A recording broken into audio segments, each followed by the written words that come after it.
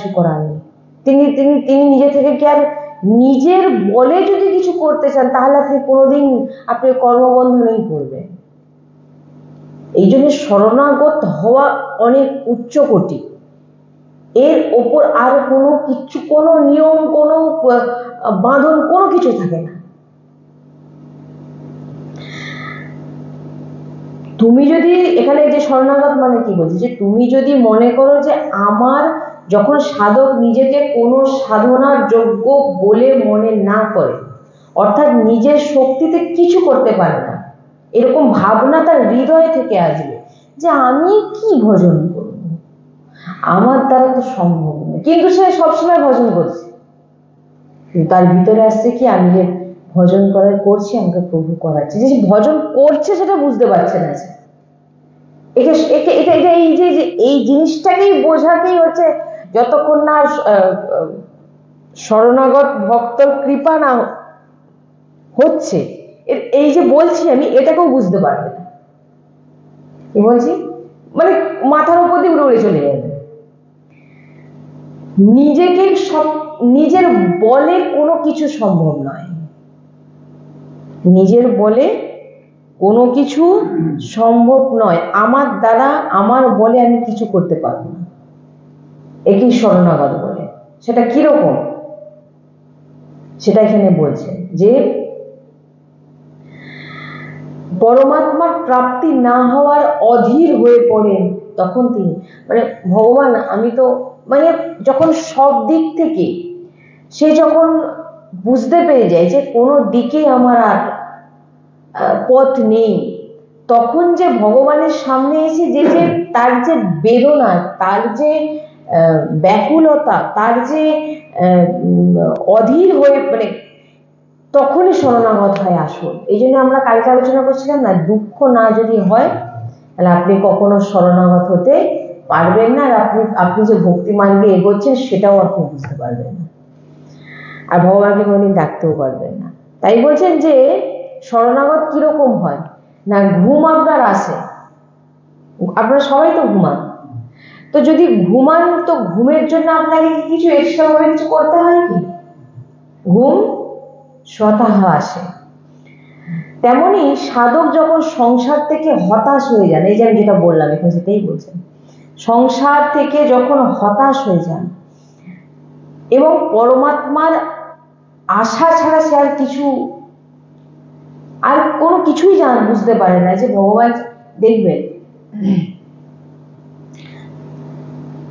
আমার গুরুজি সবসময় একটা কথা খুব সুন্দর মানে সবসময় বলেন, যে যখন দুটো কিডনি ফেল হয়ে গেছিল, প্রত্যেক মাসে 1800-2000 টাকা করে লাগতো, তখন প্রত্যেকের বাড়িতে গিয়ে ব্যবস্থার জন্য বলতাম, তখন বহু কষ্টে জোগাড় হতো, কিন্তু যখন বললাম মরে যাব, কিন্তু আমি আর কোথাও যাব না বলে, তখন হাজারো হাত আমার দিকে সেবার জন্য এগিয়ে আসে। কেউ জল পান করায়, তো কেউ মুখ মুছে দেয়, কেউ মানে হাজার হাত দিয়ে সেবা। যখন শরণাগত হয়ে যাবেন যে না যা হয় হবে আমার, আর আমি নিজে কোনো প্রয়াস করব না, এ অনেক উচ্চকোটি সাধনা। এ ঘন্টা নাড়িয়ে পুজোর কথা বলা হচ্ছে না এখানে। কি বললাম? ঘন্টা নাড়িয়ে পুজো করা, আরতি করা। গুরুজি কি বলেছেন? তুমি ঘন্টা নাড়িয়ে পুজো করছো, ঘন্টা দিয়ে ঘন্টা বাজাচ্ছ, পুজো করছো, আরতি করছো। গুরুজি বলছেন তুমি এটা করো না করো, তুমি তোমার কর্তব্য তুমি পালন করো, তুমি ভগবানের সেবাকে পরে করো, কিন্তু তুমি তোমার কর্তব্য পালন করো, তোমার পরিবারকে, তুমি পরিবারে যে তোমার বাবা মা স্ত্রী সবার সেবা করো, তার মধ্যে ভগবানকে দর্শন করো, এবং তুমি যা কিছু করছো ভগবানকে অর্পিত করে দাও। এটাই হচ্ছে তোমার পুজো। কি বললাম বুঝতে পারলেন? কিন্তু এখানে আপনার কিছু নয়। এখানে যদি আপনি ভাবেন আমার স্ত্রীকে আমি দেখবো, আমার বাবা মাকে আমি দেখবো, এখানে কিন্তু তাহলে কিন্তু এটা কিন্তু আর হচ্ছে না। আপনি নিজেকে কর্তা মনে করছেন, এখানে ভগবানকে মনে করছেন না। কি বললাম বুঝতে পারছেন? এখানে আপনি নিজেকে কর্তা মনে করছেন, ভগবানকে নয়। এখানে ভগবানকে মালিক বানানো হচ্ছে, আর প্রত্যেকের মধ্যে ভগবত দর্শন করতে বলছে। প্রত্যেকটা কর্তব্য সঠিকভাবে ধর্ম অনুসারে পালন করতে বলছে। তাতে তুমি পুজো করো আর ভগবত সেবা করো না করো, কিন্তু তোমার ভিতরে এই যে প্রত্যেকের মধ্যে ভগবত দর্শন করে, ভগবানের সেবা করে, যে আমি ভগবানেরই সেবা করছি, আমার বাবা মার সেবা করছি। কার সেবা করছো? আমার ভগবানের সেবা, আমার স্ত্রীর সেবা, আমার বাচ্চার, আমার যে আমার নিজের, আমি আমার পরিবারের যে ভগবান আমাকে যা যা কর্তব্য দিয়েছে, আমি সবার সেবা করছি, আমার প্রভুর সেবা করছি। এই সমস্ত কর্তব্য পালন করে তার মধ্যে ভগবানকে দেখে যদি আপনি ভগবানের চরণে প্রভু যা করেছি সব তোমার অর্পিত করে দিলেন, এটাই হচ্ছে আপনার পুজো। আর এই যে আমরা বাহিরিক দীপ ধূপ ইত্যাদি এগুলো আমরা যে করি, এগুলো বাহিরিক ক্রিয়া, এগুলোও করা দরকার, এগুলো প্রারম্ভিক, এগুলোও করতে হবে, আরতি পুজো এগুলোও করতে হবে, না বলা হচ্ছে না। কিন্তু আমাদের স্থিতিটা কি? আরতি পূজা করতে করতে আমাদের চিন্তা ভাবনা অন্য জায়গায় যাচ্ছে না তো, এইটার কথা বলা হচ্ছে। যদি আপনার ভিতরে চিন্তা যদি ভাগবতিক থাকে, আপনি যখন আরতি করবেন, পুজো করবেন, সাক্ষাৎ ভগবানকে আপনি আরতি করছেন, পুজো করছেন। হ্যাঁ, যদি আপনার ভাবনাই বাইরে থাকে, আপনি বাইরের যা ক্রিয়া করলেন, তাহলে কি হবে? তো সেই বলছে যে শরণাগত, ঘুম আমাদের জোর করে আনাতে হয় না, স্বতঃ স্বাভাবিক শুয়ে পড়বেন, দেখবেন চলে আসবেন।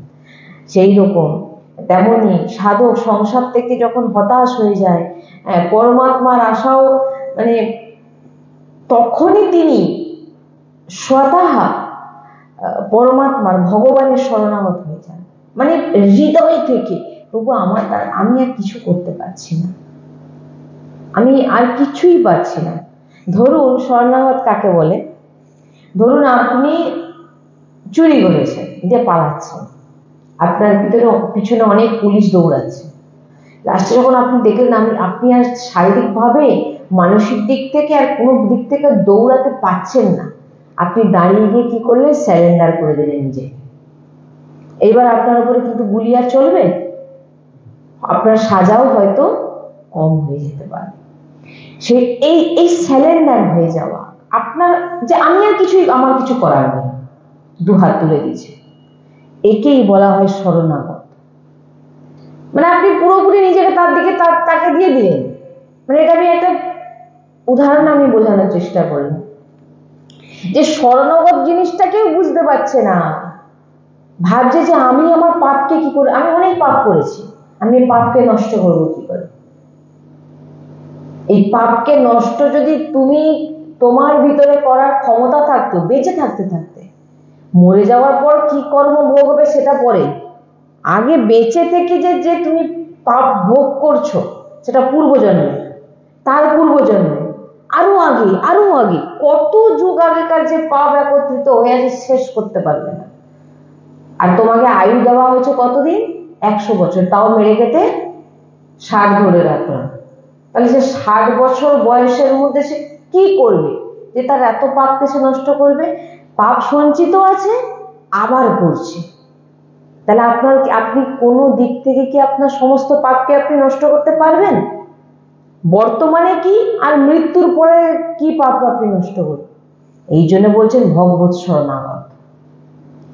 যদি রত্নাকর ডাকুর মতো যদি পাপী যদি ব্রহ্মঋষি হতে পারে, তো আপনি এমন কি পাপ করেছেন যে পাপের জন্য আপনি চিন্তা করছেন আমি কি করে আমার পাপকে আমি শেষ করব? এই ভাবনা যদি থাকে, তাহলে জানতে হবে দূর দূর পর্যন্ত এখন ভগবান মানে কি সেটাও সে জানে না পূর্ণরূপে। ভগবান তো বলেই দিচ্ছেন, যখন যে যত বড় পাপী হোক, সে যদি আমার নাম ধরে, আমার চরণাশ্রয় নেয়, তার সমস্ত সঞ্চিত পাপকেও আমি নষ্ট করে দিই, আর সে বর্তমানে যত পাপ তার সব নষ্ট আমি করে দিই, এবং মৃত্যুর পর, দেহ ত্যাগের পর, সে কিন্তু শুধু আমার এবং আমারই চরণ প্রাপ্ত হয়, সে যত বড় পাপী হোক না, যদি সে পূর্ণরূপে ভগবানের চরণে শরণাগত হয়েছেন। ভগবান, আমি অনেক পাপ করেছি, কিন্তু আজ আমি বুঝতে পেরেছি আমি আজ আপনার কিচ্ছু করতে হবে না, কোনো সাধনা করতে হবে না, তুমি হৃদয় থেকে ভগবত নাম উচ্চারণ করো, ভগবানের শরণাগত হয়ে যাও, ব্যাস। কি পাপ করেছি, আর অনন্ত জন্মের পাপ, কত পাপ আপনি শেষ করবেন? কতদিন সময় দেওয়া হয়েছে আপনাকে? 60 বছর, 70 বছর?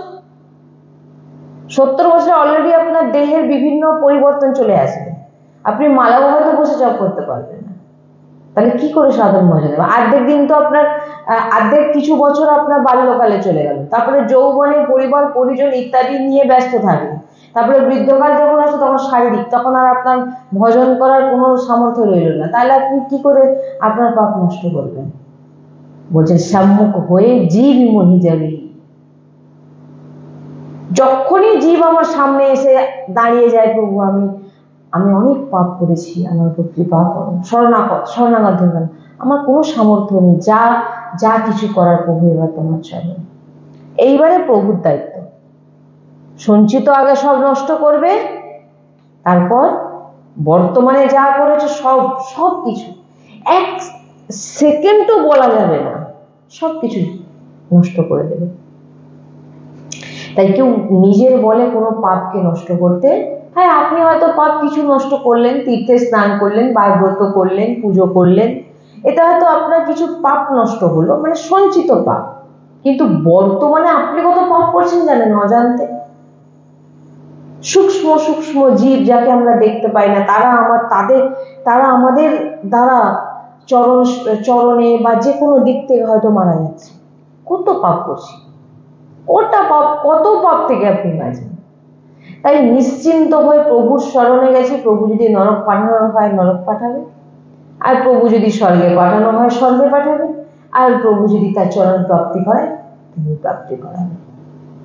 পুরোপুরি দায়িত্ব আমার প্রভুর চরণে আমি দিয়ে দিলাম, ব্যাস। পিতামহ ভীষ্ম বলছেন আমার মতি যেন আপনার চরণে থাকে, আমার বুদ্ধি যেন আপনার চরণে, এবং আপনার বলা, আপনার নির্দেশ অনুযায়ী যেন আমার বুদ্ধি চলে। নিজে বুদ্ধি খাটাতে গেলে কিন্তু কোনোদিন আপনি পাপ শেষ করতে পারবেন না। তাই বলছেন যে শরণাগত ভক্ত শরণাগত হওয়ার জন্য কোনো প্রয়াস করতে হয় না, এখানে বলছেন। তার কারণ হলো শরণাগত হতে কোনো করণের প্রয়োজন হয় না, কেবল ভাবের প্রয়োজন হয়। কি বলছেন? শরণাগত ভক্তকে কোনো কিছু করতে হয় না, শরণাগত ভক্তকে কোনো কিছু করতে হয় না, তার শুধু ভাবের প্রয়োজন। আমার প্রভুর প্রতি শ্রদ্ধা, প্রভুর প্রতি বিশ্বাস, প্রভুকে ছাড়া সে কিচ্ছু জানে না।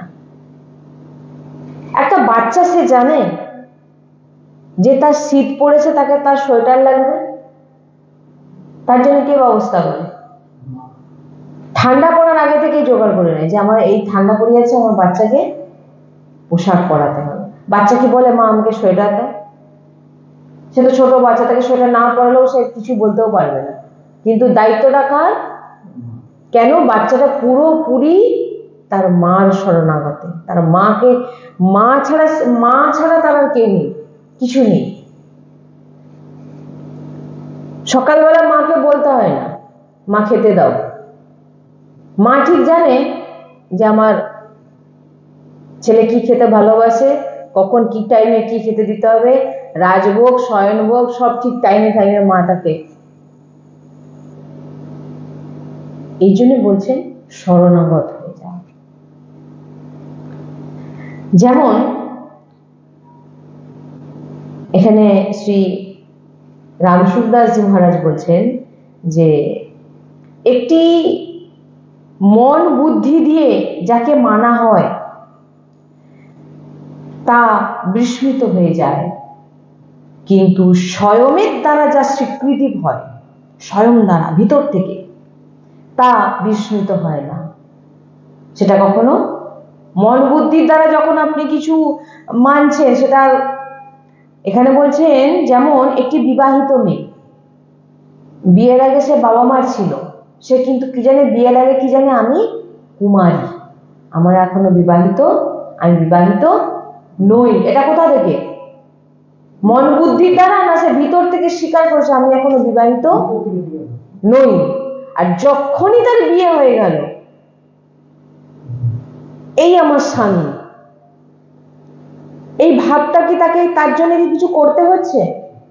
এটা স্বীকৃতি পাচ্ছে না ইনি আমার স্বামী, আর আমি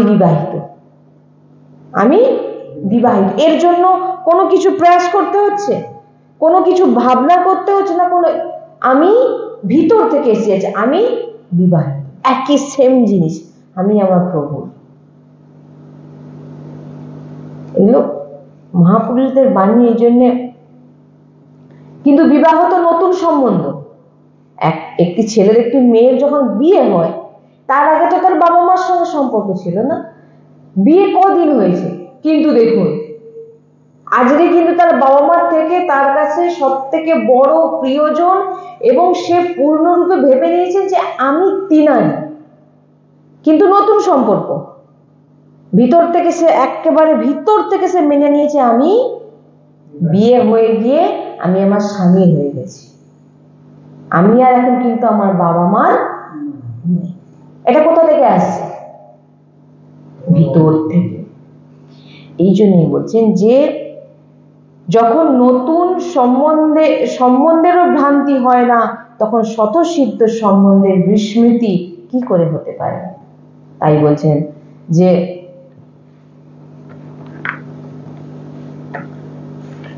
শরণাগত ভাষাটাকে বোঝার চেষ্টা করা, কোনো প্রয়াস নয় আমি ওনার স্ত্রী, কোনো প্রয়াস নয়, এর জন্য কোনো প্রমাণেরও দরকার নেই, আর এর জন্য কোনো কিছু করতে হচ্ছে কি আপনাকে? আপনার সঙ্গে বিবাহ হয়ে গেছে মানে ব্যাস।